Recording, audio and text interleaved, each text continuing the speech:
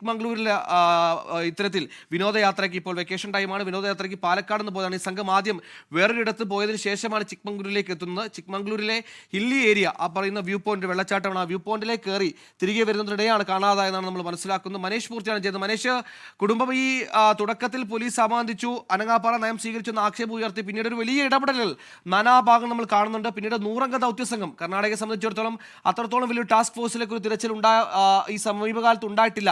ശിരൂരിലൊക്കെ നമ്മൾ കണ്ടതാണ്. അപ്പോൾ അങ്ങനെ വലിയ ടാസ്ക് ഫോഴ്സ് പരിശോധന നടത്തുന്നു, 4-5 ദിവസം പരിശോധന നടത്തുന്നു. അപ്പോഴൊന്നും കാണാതെ ഇപ്പോൾ സിദ്ധുവിന്റെ മൃതദേഹം എവിടെ നിന്ന് ലഭിച്ചു എന്ന കാര്യത്തിൽ സംശയം വരുന്നുണ്ടോ, എവിടെ നിന്ന് ലഭിച്ചു എന്ന കാര്യത്തിൽ വ്യക്തത വരുന്നുണ്ടോ? പ്രത്യേകിച്ച് കുടുംബം കഴിഞ്ഞ ദിവസങ്ങളിലേക്ക് ഒരു തട്ടിക്കൊണ്ടുപോകൽ ആരോപണം കൂടി ഉന്നയിക്കുന്നു. ഒരുപാട് പേർ വരുന്ന ഇടം കൂടിയാണ്. അതുകൊണ്ട് തന്നെ അതിന്റെ ഏതൊക്കെ മാനങ്ങളിലേക്കാണ് ഇനി അന്വേഷണം ഉണ്ടാവുക? നമുക്ക് ലഭിക്കുന്ന ഏറ്റവും പുതിയ അപ്ഡേറ്റുകൾ എന്താണ്? വ്യക്തത വരുന്ന കാര്യങ്ങൾ എന്തൊക്കെയാണ്?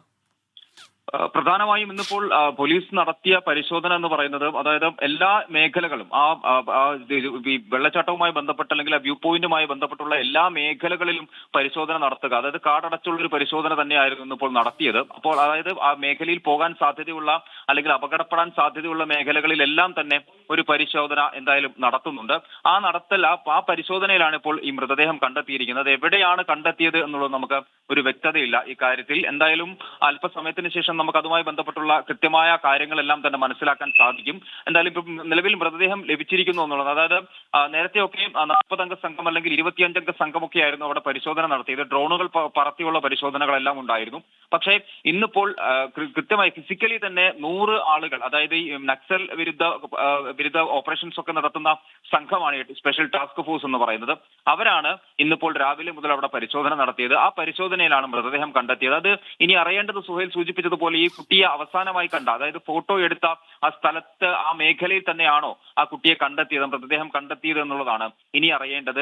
അല്ലെങ്കിൽ അതല്ല മറ്റൊരിടത്താണ് ഈ പറഞ്ഞ രീതിയിൽ അപകടം സംഭവിച്ചതാണോ എന്നുള്ളതാണ് ഏറ്റവും പ്രധാനം. കാരണം അത്രയധികം ജനങ്ങൾ എത്തുന്ന ഒരു സ്ഥലമാണ്. ഇന്നിപ്പോൾ രാവിലെ നമ്മൾ അവിടെ ബന്ധുക്കളെ ബന്ധപ്പെടുമ്പോൾ പോലും അവർ പറയുന്നത് ഇന്നിപ്പോൾ ധാരാളം ആളുകൾ, ഇന്നിപ്പോൾ വെള്ളിയാഴ്ച കൊണ്ട് തന്നെ ധാരാളം ആളുകൾ അവിടേക്ക് എത്തുന്നുണ്ട്. അങ്ങനെ ധാരാളം ആളുകൾ എത്തുന്ന ഒരു മേഖല തന്നെയാണ് ഈ പറഞ്ഞ വ്യൂ പോയിന്റ് എന്ന് പറയുന്നത്.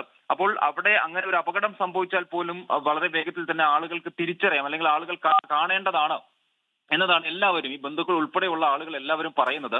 സമാനമായ രീതിയിലാണ്. അപ്പോൾ ആ ഒരു രീതിയിലേക്ക് അല്ലെങ്കിൽ മറ്റെന്തെങ്കിലും സംഭവിച്ചതാണോ എന്നുള്ള കാര്യമാണ് ഇനിയിപ്പോൾ അറിയേണ്ടത്. എന്തായാലും പരിശോധനകൾ അല്ലെങ്കിൽ പറഞ്ഞ രീതിയിൽ കുട്ടി മൃതദേഹം എടുത്ത് വന്നതിന് ശേഷമുള്ള മറ്റു പരിശോധനകളിലേക്കെല്ലാം തന്നെ കടക്കേണ്ടതുണ്ട്. നിലവിൽ ഇത് മൃതദേഹം എവിടെ നിന്നാണ് ലഭിച്ചത് എന്നതാണ് ഏറ്റവും പ്രധാനമായി നോക്കിക്കാണേണ്ട ഒരു കാര്യമെന്ന് പറയുന്നത്. അത് അറിഞ്ഞാൽ, അതായത് ഈ കുട്ടിയെ മിസ്സായ സ്ഥലത്ത് തന്നെയാണോ, ഫോട്ടോ എടുത്ത സ്ഥലത്ത് തന്നെയാണോ, അങ്ങനെയെങ്കിൽ ഒരുപക്ഷെ ഈ 4 ദിവസത്തെ നീണ്ട ഒരു തിരച്ചിലിന്റെ ആവശ്യം ഉണ്ടായിരിക്കുമായിരുന്നില്ല എന്നുള്ളതാണ് സാധാരണ നിലയിൽ ചിന്തിച്ചാൽ പോലും. കാരണം വീഴാൻ സാധ്യതയുള്ള സ്ഥലം അല്ലെങ്കിൽ അവിടെ നിന്നും വീണാൽ എത്താവുന്ന സ്ഥലത്തൊക്കെ നേരത്തെ തന്നെ കഴിഞ്ഞ 2-3 ദിവസങ്ങളിലായി പരിശോധന നടത്തിയതാണ്.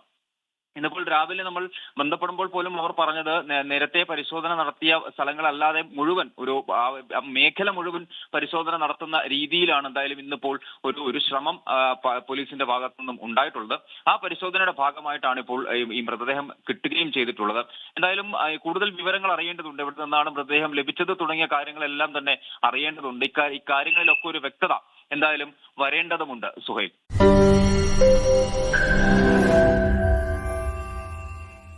ലോകത്തെവിടെയായാലും ഏത് സമയത്തും 24 വാർത്തകളും ഓഗ്മെന്റഡ് റിയാലിറ്റി പാക്കേജുകളും എക്സ്പ്ലെയിനറുകളും വിശദമായി കാണാൻ ഞങ്ങളുടെ യൂട്യൂബ് ചാനൽ നിങ്ങൾക്ക് സബ്സ്ക്രൈബ് ചെയ്യാം.